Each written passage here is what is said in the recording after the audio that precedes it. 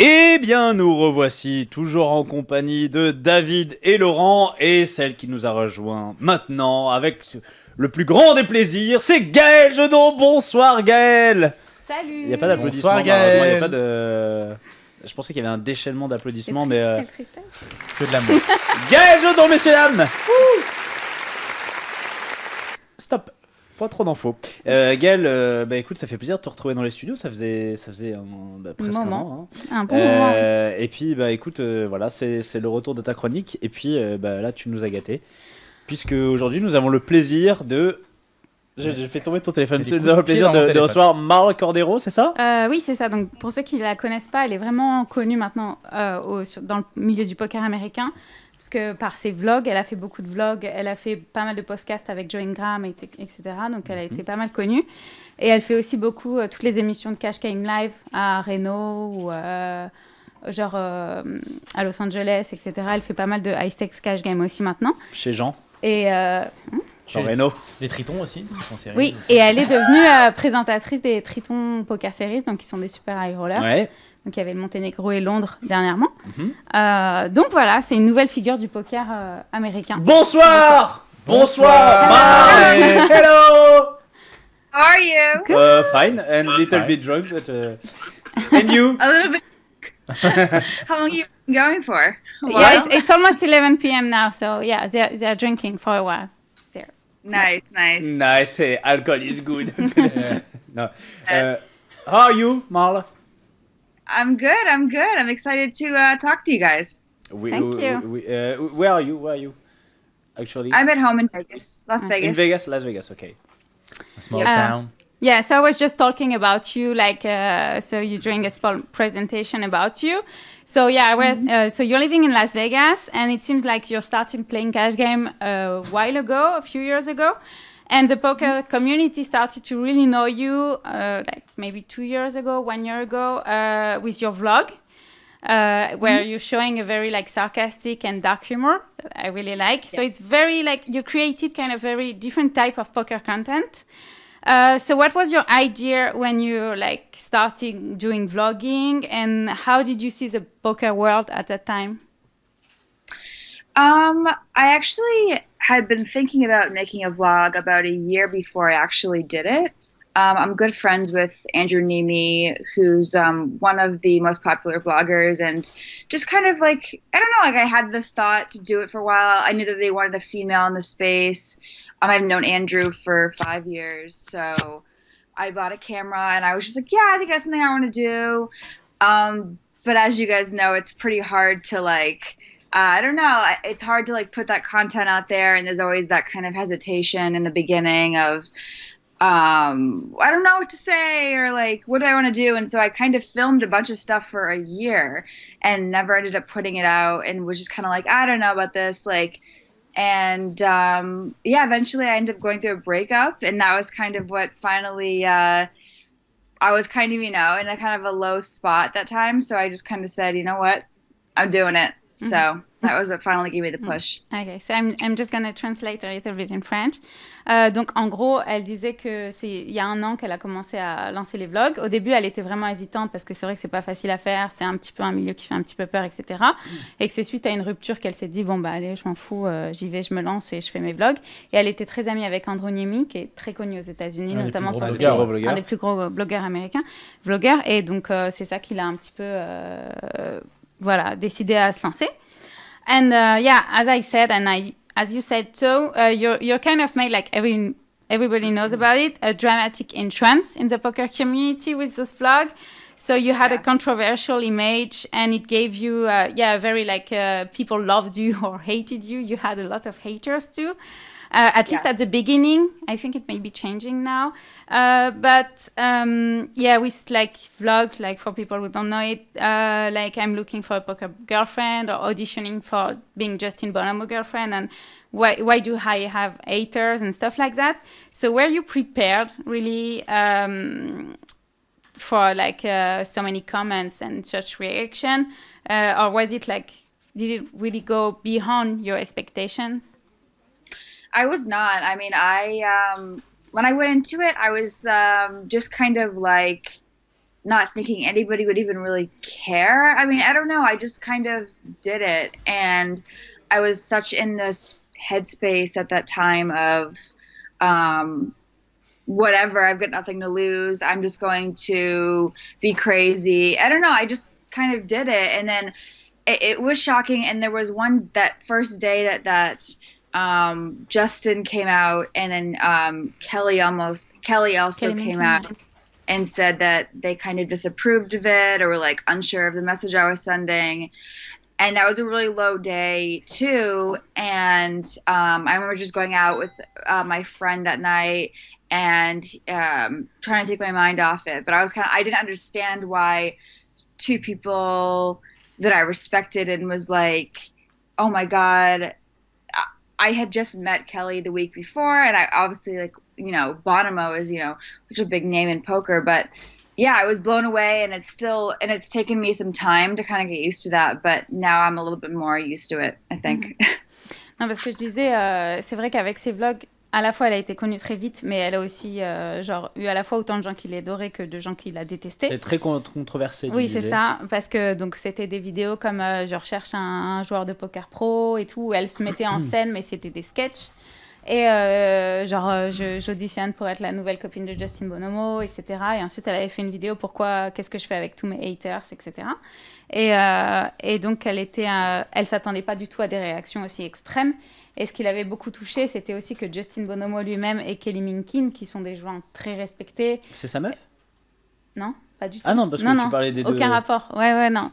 Mais ils sont tous les deux allés sur Twitter pour dire on n'aime pas trop le contenu qu'elle donne, l'image qu'elle donne du poker féminin, etc. Kelly Minkin, qu'on connaît bien ici. Hein ? Oui, qu'on a interviewé aussi l'année dernière. La dernière saison, ouais.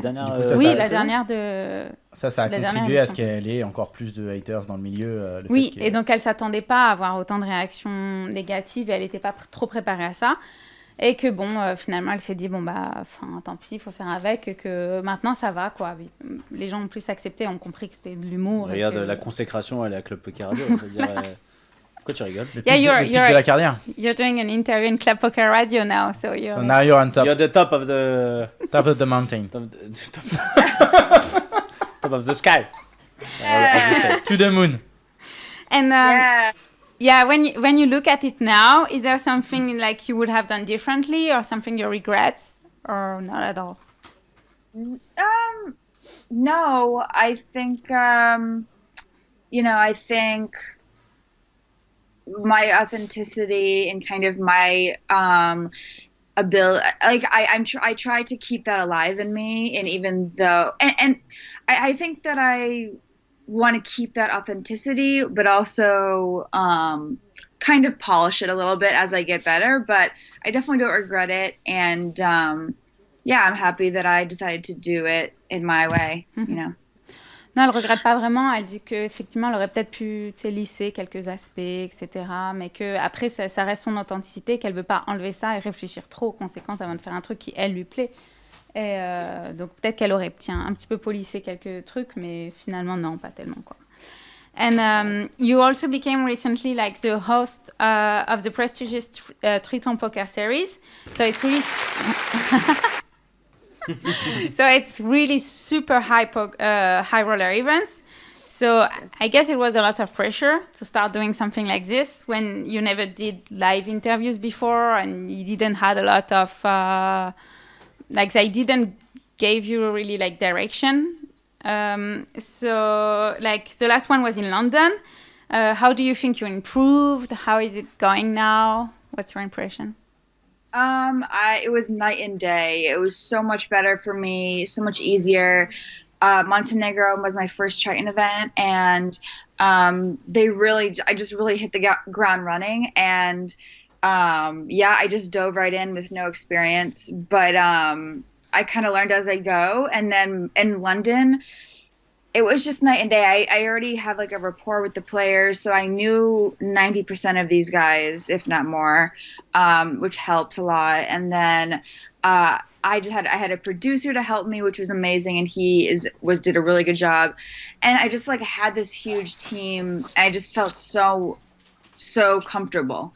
It was different because they actually had the break desk feature, which is my first time doing that, like doing the pregame show and having to like be on a desk for 30 minutes and kind of navigate that conversation, and kind of I had to host it, so I had to like direct the conversation basically. So that was kind of a new feature, but Triton's amazing, and I'm so glad that I get to learn in the best stage. You know, it's just best. Mm-hmm. Parce qu'elle a commencé, donc c'est devenu la présentatrice des Tritons Poker Series. Donc elle a commencé au Monténégro et les derniers c'était à Londres. Donc c'était les plus gros tournois finalement. High Roller, ouais, c'est ça. C'est le plus gros tournoi de poker jamais organisé. Et qu'elle n'avait pas eu trop de direction. Elle avait un petit peu été lancée dans l'arène comme ça sans trop savoir, et elle n'a jamais fait cet exercice-là avant. Donc elle a dit c'est sûr qu'entre le Monténégro et le dernier event à Londres, c'était le jour et la nuit. Elle s'est vraiment améliorée. Maintenant, elle connaissait 99% des joueurs, donc c'était beaucoup plus facile. Et ils avaient aussi beaucoup plus de temps de parole parce qu'ils avaient 30 minutes de conversation avant et pendant les breaks, etc. Donc c'est un exercice aussi nouveau, mais elle se sentait vraiment beaucoup plus à l'aise dans l'exercice. Et au début, c'était un petit peu plus chaotique, quoi. And like, did you have like funny anecdotes or like interviews that you're really like, fuck, I didn't go well, or? Well, yeah, I did. So I did the break desk. We did a pregame show, and then we would do it on the breaks. I did several of those, and I kind of went into it. You know, they would tell us like some hands we were going to talk about. Sorry, my cat, Chauncey. Chucky. Chucky. No, cat. you can't have a cat named Chucky. Chauncey. Ah, okay. Chauncey. Anyways, but I kind of went into those shows being like, oh yeah, like I want to like get really into these hands and get, you know, do this deep analysis, and like kind of would get too into it. And it's kind of more, you know, they just want to talk about light things. And I was like, yeah, so like, let's really get into that lead on the flop. What'd you think about that? And it was like too much. But then I learned like you gotta just keep it more like lighthearted for like the audience, you know. But I guess it depends on the player too. Non, que des fois c'est un petit peu difficile de conduire des interviews, et qu'elle était super excitée, genre on va parler de cette main et faire une revue technique et tout, super intéressante et tout, alors que les mecs avaient pas forcément envie de parler de ça, et que ils étaient plus dans un truc léger et tout, et que du coup bon, c'est pas forcément facile de parler des fois de technique de main alors que les mecs ont plus la tête à ça. Elle est partie voir son Marle. Marle, come back. We are sorry. Sorry, my cat. And yeah, it seems you're also more and more active in the cash game scene. We've seen you on different shows recently playing more high-stakes cash games. And I've read that you, like a recent interview of you where you were saying you have a backer and then you're invited to private cash game in LA. So is it still the case today, or can you talk more about that underground poker world? I haven't played too much in LA, actually. It's mostly been in Vegas. There's the one particular high stakes cash game that runs in Vegas, and they also travel they were in London.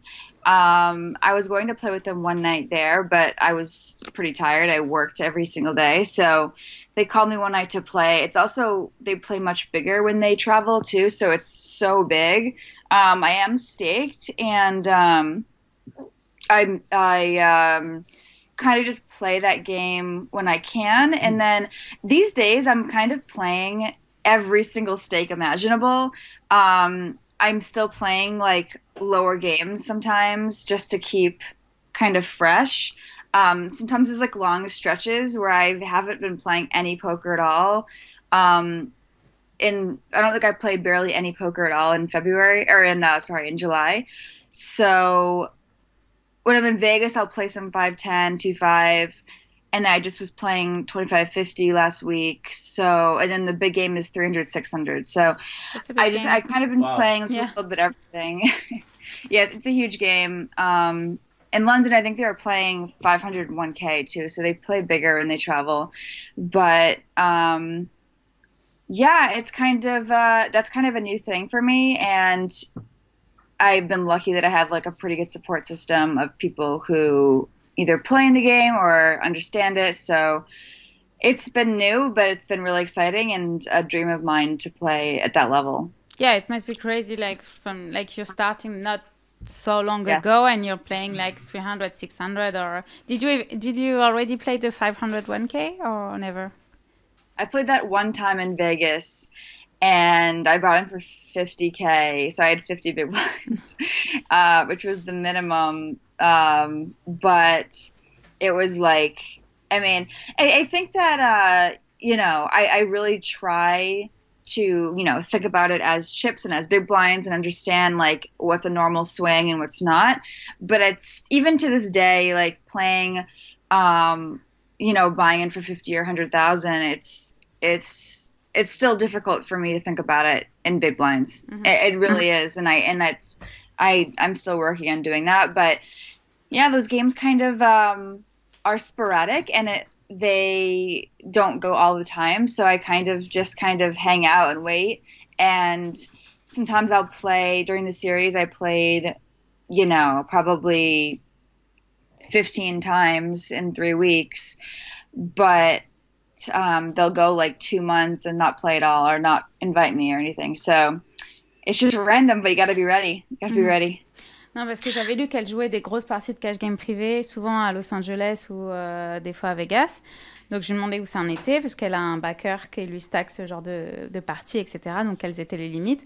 Donc, elle dit qu'elle joue encore régulièrement sur de la 2-5 ou de la 5-10 pour continuer, tu vois, à travailler ce genre de limites, etc. Et que sinon, elle a joué, il y avait un show aux États-Unis, elle faisait de la 25-50.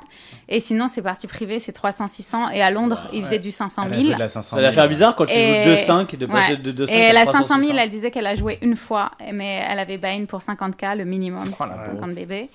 Et qu'elle essaye de penser à ça en tant que big blind et pas de trop penser à l'argent parce que ça reste quand même énormément d'argent pour elle. Elle a conscience de la somme que c'est. Donc elle essaye d'essayer de se détacher un peu de ça, même si c'est difficile et ça reste des très grosses parties pour elle. C'est Texas ou PLO qu'elle joue? Non, it's Texas Hold'em, right? It's not PLO? Yeah, ouais, c'est ça, Texas. Mais ça reste des très grosses parties. Et que, par exemple, elle a joué une quinzaine de fois pendant les WSOP. Il y avait beaucoup de parties qui tournaient. Et ensuite, donc voilà, pendant 2 mois, elle a joué beaucoup. Elle n'a pas joué en juillet, ce qu'elle disait? Non, en juillet, elle n'a pas du tout joué. Et qu'après, il appelle quand il appelle et elle ne sait pas quand ça va être. Donc c'est assez, de toute façon...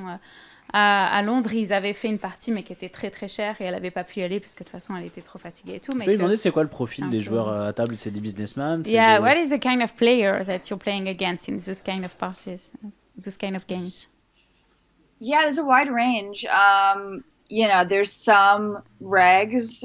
There's some, obviously there's some recreational people. There's some big time.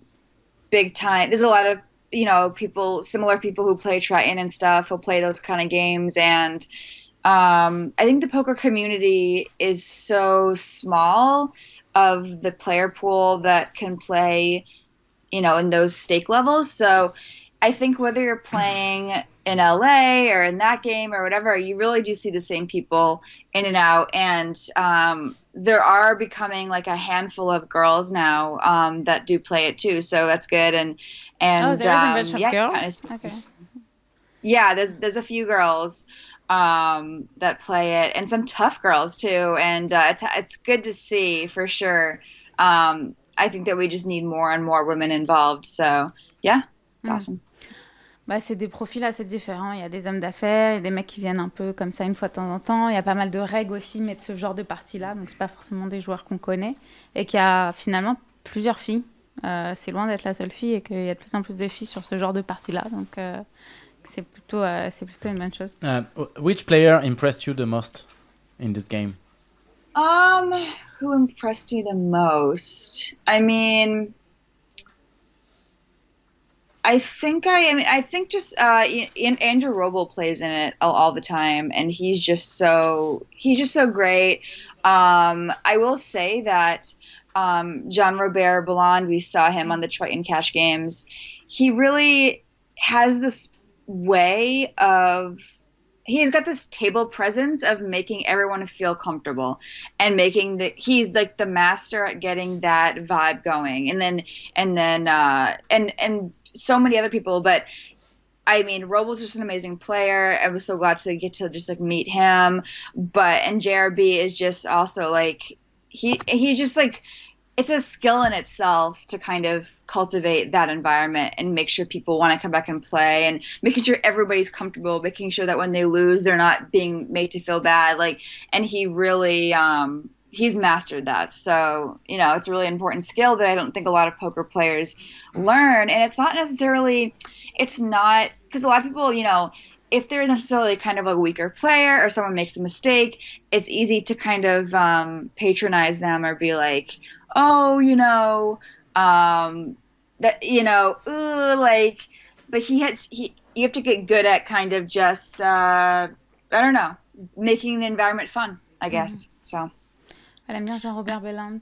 Andrew Rebel aussi. Ouais, et qui joue souvent, mais qui ne te font pas te sentir mal à l'aise et qui vont pas genre te faire la leçon si t'as mal joué, etc. Bon, ils essayent de faire aussi voilà, revenir les gens et créer un environnement où on va pas se moquer des autres, etc. Un environnement plutôt sympa, et que Belland, il crée une atmosphère à la table qui est vraiment particulière. Il a une grosse présence et que c'est vraiment intéressant de le voir jouer, quoi. Yeah, how do you see... do you have any plans for the future? Because you're on many different projects, like you have vlogs, you're TV host, tournaments. You are playing a lot in Vegas. I saw you on like every tournament at the WSOP and cash games. So, and what are you focusing on? What are your new projects? I really want to dedicate myself back to poker. The last year, I did kind of take a you know, even though I have been playing bigger, I've been playing a lot less hours and really just, you know, focusing other things, which has been great. And I love doing my other side projects, but I do kind of want to rededicate myself to poker, and specifically tournament. You know, I don't have a ton of experience with tournaments. I'm a cash game player. So this year, especially at the WSOP, I really was like, okay, I really want to try to have a deep score. And it's kind of this weird thing in poker where people really, they care more about tournament scores than cash game results, honestly. Like, and that's kind of just the way it is. And so I've kind of like just been trying to get that, I don't know, legitimacy in tournaments and try to improve on that. And then also, as far as my creative projects, I really would love to grow my YouTube channel to be more of a general channel, and so it can be entertainment for anybody, not just poker players, because the ceiling and the amount of reach is really limited with that. But I would love to grow my YouTube channel. I would love to another big dream and goal. Want to write a show about poker at some point, like a mainstream show that could be understood by you know, the general person. So yeah, I got some things in the works, but at the end of the day, I think I'm still a poker player at heart, and I want to make sure I'm still staying competitive with that. Mm-hmm. Oui, parce qu'elle a plein de projets. C'est vrai qu'elle veut pas mal développer sa chaîne YouTube pour faire quelque chose de plus généraliste qui touche d'autres gens que le poker, parce que finalement ça atteint un certain niveau et que c'est un petit milieu quand même, c'est une niche. Donc elle veut pas mal travailler à ça, peut-être aussi écrire un show sur le poker qui pourrait parler un peu à tout le monde, et aussi se focus sur les tournois, parce que c'est quelque chose qui l'intéresse beaucoup. Elle n'a pas beaucoup joué de tournois, elle n'a pas beaucoup d'expérience en tournoi, mais elle essaie d'en jouer de plus en plus récemment, et que c'est vrai que les gens ont tendance à plus faire attention aux résultats de tournois qu'aux résultats de cash game qui ne sont pas trop visibles de toute façon. Et donc non, mais que le poker c'est le truc qui reste de toute façon toujours dans son cœur, ça reste une joueuse de poker, et qu'elle veut vraiment travailler son jeu et rester dans le poker, mais essayer quand même de continuer à développer ses autres projets à côté. Donc voilà, je ne sais pas si vous avez d'autres questions aussi. Bah écoute, non, j'ai toujours envie de voir où ils vivent. Comme elle est à Vegas, j'ai envie qu'elle nous montre la pièce où elle est. He wants you, because he's always very curious about people's life and where they're living. So he's like, can you show your house or something? Can you make a tour of the room? Oh God, you know, I'm in my bedroom, and it's like pretty descript. It's just like a basic room. Okay, so show us the window. Show us just the window, and the Las Vegas sun. No, just show us your cat. I just want to see your cat. My cat He's a cat guy. He's a cat guy. Yeah. Oh, my cat. He just left. No, he's so usually- sad. No, Marl, there is no cat. It's in your head. There is no cat. And so you're invited in. Our manager told us that you're invited in Paris whenever you want. He would be happy to have you on the If you show. want to take a live. glasses or Drink some wine, some French sushi. wine, and eat some. I would love to. Yeah, next time I'm there, I will for sure. My best friend, who's a French poker player, she's there Who right is- now. So Who shout out to Où est she? Who is she? Her name is Lilu. Oh, Lilu, yeah, oh, yeah. C'est ça? It's the Lilou. name of my cat. J'ai pas No, entendu. c'est Lilou. Lilou. I interviewed her like 2 years ago when she was doing a show at the time. Yeah, I was living with her at the c'est time. C'est une Française, mais qui vit à Las Vegas depuis très très longtemps. She's more American now than French, but yeah, I know her. She is. Yeah. But yeah, she's one of my best friends. So shout And, out to Lilu. yeah, I interviewed her 2 years ago, something like that. So that's cool. Yeah. Ok. Awesome. Eh Okay. ben, And thank you very much, Marl. and what's your next trip for poker or next Triton poker series? Nothing's been announced yet, so we'll see. But I'm excited to continue to work with them. They're awesome. Ok. Il n'y a pas encore de date pour les de date prochains annoncée. Tritons, mais c'est intéressant. Okay, thank you very, Thank you very much. Thank It you. was a so pleasure. Nice to have you. Thank you. Enjoy the day and thank you. Bye bye. Yeah. See you Bye. soon. Bye. Bye, Marley. Stay safe. Have a drink for me. Yeah, yeah. Sure. Okay, okay, okay.